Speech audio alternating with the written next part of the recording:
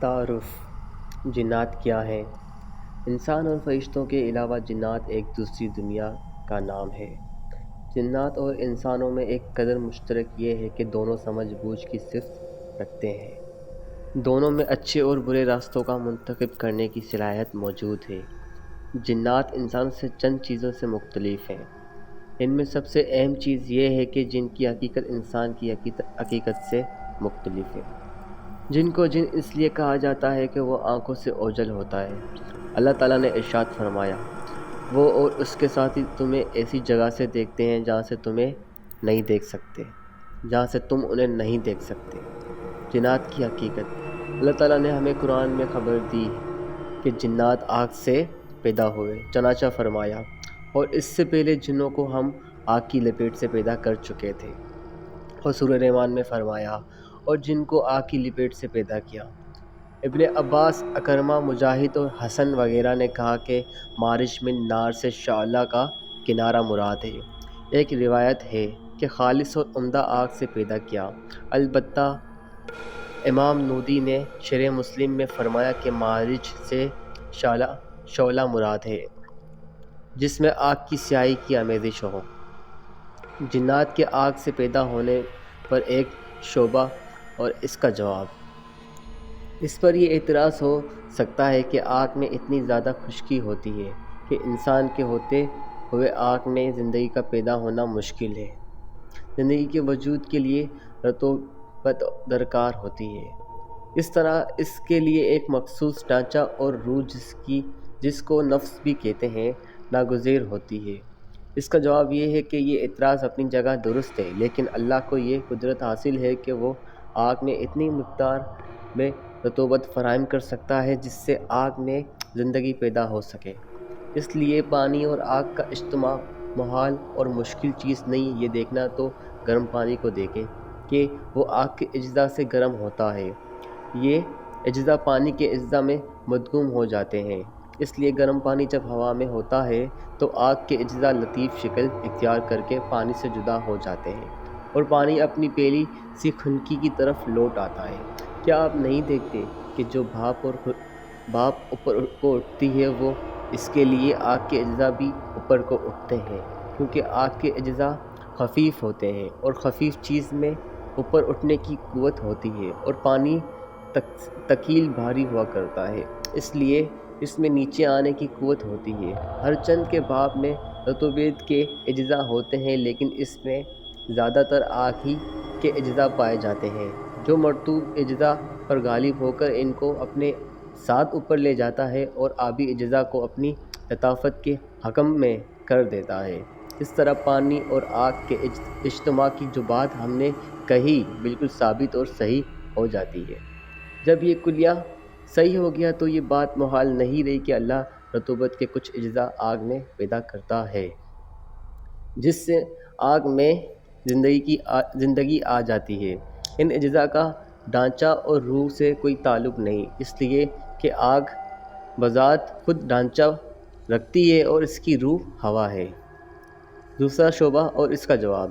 ایک اعتراض یہ ہو سکتا ہے کہ جن آگ سے نہیں پیدا ہوئے، کیونکہ جب اللہ تعالیٰ نے فرشتوں کو آدم کے لیے سجدے کا حکم دیا تو تمام فرشتے سجدے میں چلے گئے، مگر ابلیس نہیں گیا۔ اس کے سلسلے میں اللہ نے فرمایا کہ اس آیات میں ابلیس کو فرشتوں سے مجتنع کیا ہے۔ اس سے معلوم ہوا کہ وہ فرشتوں میں سے تھا، کیونکہ زبان عرب میں کسی چیز کا اجتناع دوسری جنس سے نہیں کرتے، مثلاً نہیں کہا جاتا میرے پاس 10 درہم ہیں مگر ایک کپڑا نہیں۔ لہٰذا اگر ابلیس فرشتوں کی جنس سے نہیں تھا تو تم فرشتوں سے ایک اجتناع کیوں کر جائز ہے؟ جب اللہ تعالیٰ عربی زبان میں ہم سے خطاب کر رہا ہے، اس لیے اس سے معلوم ہوا کہ ابلیس فرشتوں کی جنس سے تھا اور جن آگ سے نہیں پیدا کیے گئے۔ اس اعتراض کا جواب یہ ہے کہ ابلیس فرشتوں کی جنس سے نہیں تھا، پھر بھی اس کو فرشتوں کے ساتھ اس لیے جمع کر دیا گیا کہ دونوں کے لیے اپنی جنسیت کے اختلاف کے باوجود ایک ہی حکم صادر کیا گیا تھا، اور وہ سجدہ کا حکم تھا۔ چونکہ زبان عرب میں اس طرح کا اجتناع جائز بلکہ اہل عرب میں مشہور ہے، اس لیے مذکورہ بلا اعتراض صحیح نہیں۔ صحیح بات وہی ہے جو ہم نے کہی۔ ابو الوفا بن عقیل نے اپنی کتاب الفنون میں کہا کہ ایک شخص نے جنوں کے متعلق دریافت کیا اور کہا کہ اللہ تعالیٰ نے ان کے متعلق بتایا ہے کہ وہ آگ سے پیدا ہوئے۔ ہم نے جنوں کو آگ سے پیدا کیا۔ نیز یہ بھی بتایا کہ آگ کے شعلے ان کو نقصان پہنچاتے اور ان کو جلا دیتے ہیں، تو بھلا آگ کو کیسے جلا سکتی ہے؟ ابو الوفا نے جواب دیا، معلوم ہوا کہ اللہ تعالیٰ نے جس طرح انسان کو مٹی، کیچڑ اور پکی ہوئی مٹی کی طرف منسوب کیا ہے، اسی طرح شیطانوں اور جنوں کو آگ کی طرف منسوب کیا ہے۔ انسان کے مٹی سے پیدا ہونے کا مطلب یہ ہے کہ اس کی اصلیت مٹی، آدمی حقیقت خود مٹی نہیں۔ اس طرح جن کی اصلیت آگ ہے، وہ خود آگ نہیں۔ اس لیے دلیل یہ ہے کہ نبی پاک صلی اللہ علیہ وآلہ وسلم نے ارشاد فرمایا، نماز میں مجھے شیطان نظر آیا تو میں نے اس کا گلا دبوچ دیا، جس سے مجھے اپنے ہاتھوں میں اس کے تھوک کی بروت محسوس ہوئی۔ اگر میرے بھائی سلیمان علیہ السلام کی دعا نہ ہوتی تو میں اسے قتل کر دیتا۔ جو شخص جلا دینے والی آگ ہو، بھلا اس کے تھوک میں بروت کیسی ہو سکتی ہے؟ اس لیے ہمارے قول کے صحت ثابت ہوتی ہے یہ بات کہ جنات اپنے آتش عنصر پر باقی نہیں رہے۔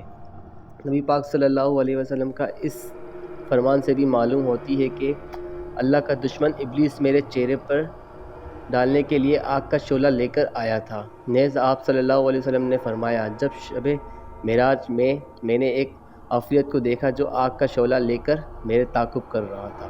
جب بھی میں نے پیچھے دیکھا وہ نظر آیا۔ ان حوالوں سے پتہ چلتا ہے کہ اگر جنات اپنے آتشی عنصر پر برقرار رہے ہوتے تو انہیں اس بات کی ضرورت نہ ہوتی کہ ان میں کوئی عفریت یا شیطان آگ کا شعلہ لے کر آتا، بلکہ اس کا ہاتھ یا کوئی عضو ہی انسان کو چھو کر جلا دینے کے لیے کافی ہوتا، جیسے کہ حقیقی آگ محض انسان کو چھو دینے سے جلا دیتی ہے۔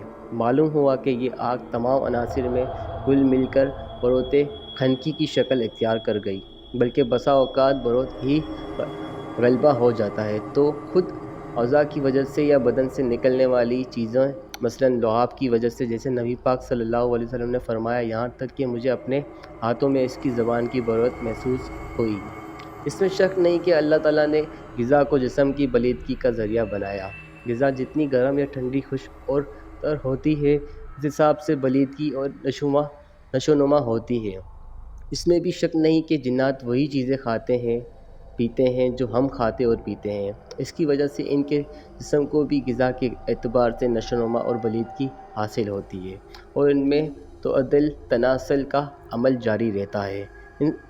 ان اسباب کی بنا پر وہ اپنے آتش عناصر سے منتقل ہو کر عناصر اربعہ کا مجموعہ ہو گئے۔ جنات کی تخلیق کب ہوئی؟ اس میں شک نہیں کہ جنوں کی تخلیق انسان کی تخلیق سے پہلے ہوئی، اس لیے کہ اللہ تعالیٰ نے فرماتا ہے، ہم نے انسان کو سڑی ہوئی مٹی کے سوکھے گارے سے بنایا، اور اس میں پہلے جنوں کو ہم آگ کی لپیٹ سے پیدا کر چکے تھے۔ اس آیت میں صراحت ہے کہ جن انسان سے پہلے پیدا کیے گئے۔ بعض متمین کا خیال ہے کہ ان کی پیدائش انسان 2000 برس پہلے ہوئی، لیکن قرآن و حدیث میں اس کی کوئی دلیل نہیں۔ عبداللہ بن عمر بن العاص رضی اللہ تعالیٰ عنہ فرمایا کہ اللہ تعالیٰ نے جنوں کو انسان سے 2000 سال پہلے پیدا کیا۔ ابن عباس رضی اللہ تعالیٰ عنہ نے کہا کہ جنات زمین کے باشندے تھے اور فرشتہ آسمان کے فرشتوں نے ہی آسمان کو آباد کیا۔ ہر آسمان میں کچھ فرشتے رہتے تھے اور ہر آسمان کے باشندے نماز، تسبیح اور دعا کرتے، اور اوپر آسمان والے فرشتے نیچے آسمان والوں سے زیادہ عبادت، دعا، تسبیح اور ذکر اذکار کرتے۔ اس طرح فرشتوں نے آسمان کو آباد کیا اور جنوں نے زمین کو۔